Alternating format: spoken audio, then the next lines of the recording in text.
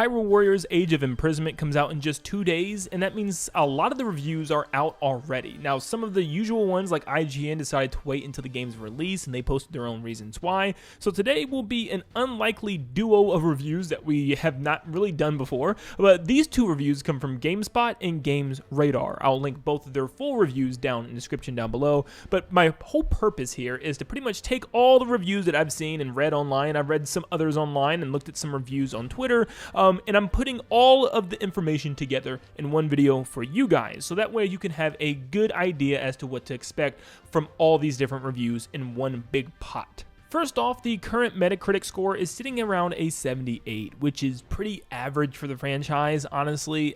Every game is pretty much floating around this. If we go back in time, we can look at the original Hyrule Warriors on the Wii U was even lower, but the Definitive Edition on the Switch was actually exactly the same. You know what's so funny about this? Age of Calamity was the same exact review score as well, so it sits in line pretty much with every other Hyrule Warrior game. It's pretty much the same score. So here's a long list of reviews that are currently up for the game. Now these range from 9s to 8.5s, 8s, a couple 7s, and even one 4 from Metro. Real quick guys, we are trying to reach our goal of 400,000 subscribers by right now just simply reaching 380k, which we were very close to. You can make it happen by leaving a like and subscribing today. And also, if you want to stay up to date on everything Zelda and Hyrule Warriors, you're going to want to stick around here because I'm going to be covering the game a lot once it releases. So let's see how many brand new subs we can get in today's video alone, and let's dive into the video. The first review comes from Gamespot that gave the game a 7 out of 10.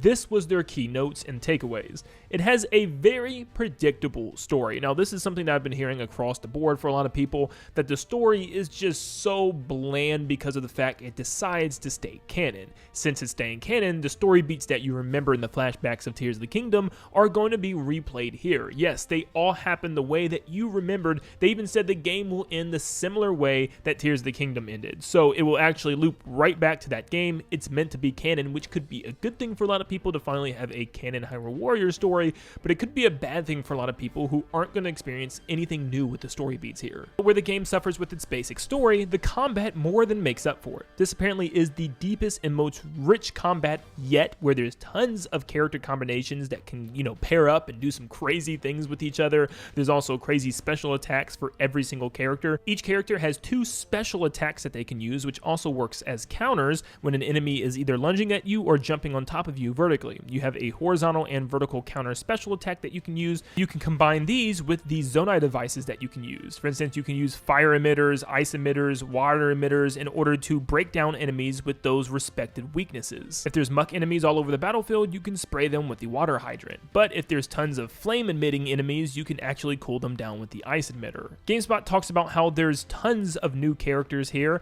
We'll talk about this section a little bit more when we get into GamesRadar review, because I actually just made a video about who these new characters would potentially be. No, they're not going to be customizable characters like I was assuming the other day. Instead, these are all going to be new characters that are new specifically for this game that you can pick and choose. Now, we've seen some clips of the mysterious construct taking to the skies, and it seems like this is actually a thing that he can do not only in battles, but there's actually specific missions where he will literally take to the skies and turn the game into an on-rail shoot-'em-up similar to Star Fox. No, I'm not joking. There are literally missions where you're a plane shooting down the enemy creatures, and it seems like you'll be able to have a partner on your back. In this scene, we see Kalamo join the mysterious construct. He's also able to throw his bomb fruit when they're closer to the ground.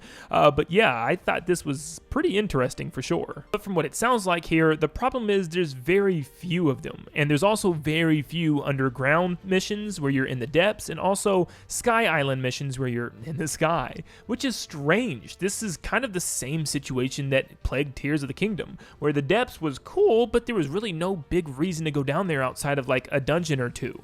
And the same thing with the Sky Islands. They hosted a couple of treasure chests with some cool items, but for the most part, there were very few of them, and there was really not too many reasons to go up there. And it looks like the same exact problem is plaguing this game, where there's very few missions that utilize the depths in the Sky Islands. If you were someone like me who completely played through Age of Calamity and experienced the horrible frame drops and moments where the game just stuttered, this game is going to please you greatly, because apparently there are hardly any frame drops, a smooth, steady 60 frames per second, no matter how many enemies are on screen. And sometimes they said there are more than Age of Calamity ever had in one instance, which is pretty cool to hear. So finally, we have a Switch 2 game that genuinely feels like a Switch 2 game, and I'm so happy for that. Such a good feeling to have, to not have to worry about performance. I know it's sad here in 2025 that we had to talk about this, but yeah, it's still definitely a good feeling. Once again, GameSpot gave the game a 7 out of 10, but let's move over to GamesRadar, which gave the game a 3 out of 5 stars. So a very similar score with also a very similar review. Not too many of the reviews really stray away from each other, and they sound to be very accurate with each other, which is good to hear. But this is what we have. As it comes to the story, it's the same exact problem that GameSpot had, where when you're staying canon, it keeps the same exact story beat, which sucks because you know what's going to happen. However, if you were someone that played Tears of the Kingdom, which is going to be a big reason to even buy this game, then you're going to learn more about these characters and dive deeper into these, story arcs that each of them have. Or maybe you're somebody that just wants more Tears of the Kingdom pumped into your veins, and this seems like it's going to be the case, giving you more background information on the lore and exactly what happened when Zelda spent her time back in the past. So I guess what reviewers are trying to tell us here is to keep our expectations in check. Do not expect some type of Age of Calamity plot twist where things just take a turn and you did not expect them to happen. That's not going to happen here. Pretty much, if you know the story of Tears of the Kingdom, expect the story of Tears of the Kingdom. As far as the new sages and their gameplay, of course, we could pretty much predict this. They all play very similarly to their champion counterparts from Breath of the Wild, or should I say Age of Calamity, where they fight very similar, and it would make sense. I mean, they use the same special weapons, and yeah, I mean, how much more can you evolve a Goron's moveset or a Zora's moveset, you know what I mean? So yeah, it seems like they are going to be very similar to the champions, which also makes sense since they're technically the furthest back descendants for the champions. So just expect that as well. Now here's where we can talk about those new characters. I made a video the other day showing off the website's official look at some of these characters, and I thought that they might just be some type of new customizable character or something, because there seemed like to be a lot of different ones from each race.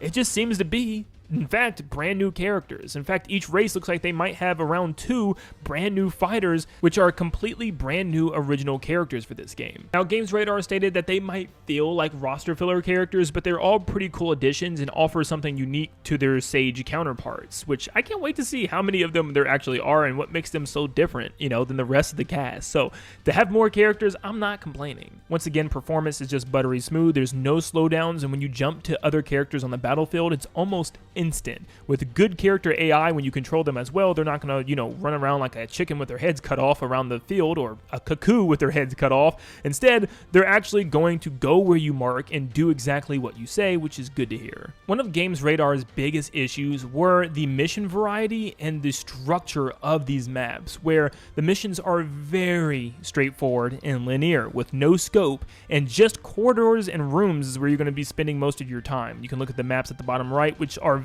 very different than that of the original, and even Age of Calamity, which had some pretty big open areas on its map, where this time it's very straightforward, linear paths, and they're not very interesting. They even use the word bland at times, and they feel like Age of Calamity's maps were way better. In fact, they even think Age of Calamity was more fun as a whole when finishing this game. They also stated how the skies and depths are very underutilized, and they were not a fan of the shooter sections in the sky, like those Star Fox on-rail shoot-em-ups, but they were fine. They felt more like a mini-game, if anything, that would just get in the way of the main combat. So yeah, those are pretty much the reviews for both games. So where are we sitting right now currently? It seems like the game right now is just looking fine, or just good. Nothing great, nothing amazing, and nothing terrible at all. Just kind of a good little game to tie us over for the rest of this year. It doesn't seem like it's going to be anything revolutionary or something that people are going to be talking about a lot, because it seems just to be another Musou Hyrule Warriors game, which is great. We knew what we were going to get, but I was hoping that it would do a little bit better and have some surprises and some shocks. But it doesn't look like there's going to be too many surprises. I'm sure there's going to be some for full completion, like some extra characters and stuff. But yeah, we're going to have to wait and see how the game pans out when it releases in 2 days this Thursday. So yeah, we'll be able to find out pretty soon. Now, none of the reviews mention anything about boss battles or about collectibles, extra stuff that you can do in this game. I mean, they kept it pretty straightforward, and it seems like it's a reason for that, because Nintendo themselves hasn't really shown us anything within the menus and because kind of how the mission structure works and any anything with the story beats. It's just been kind of, you know, hack and slash battles, and that's all we really know about. So it seems like there's some stuff that they're just simply not allowed to tell us yet, and it might be a reason why some companies like IGN are holding off with some of their reviews, because there's just some stuff that they desperately want to talk about, and they just are not allowed to because Nintendo is just being Nintendo with this game. But thank you for tuning in. Make sure you leave a like and subscribe to stay up to date on all things Hyrule Warriors Age of Imprisonment and Zelda in general, and I hope you all have a blessed day. See ya, guys.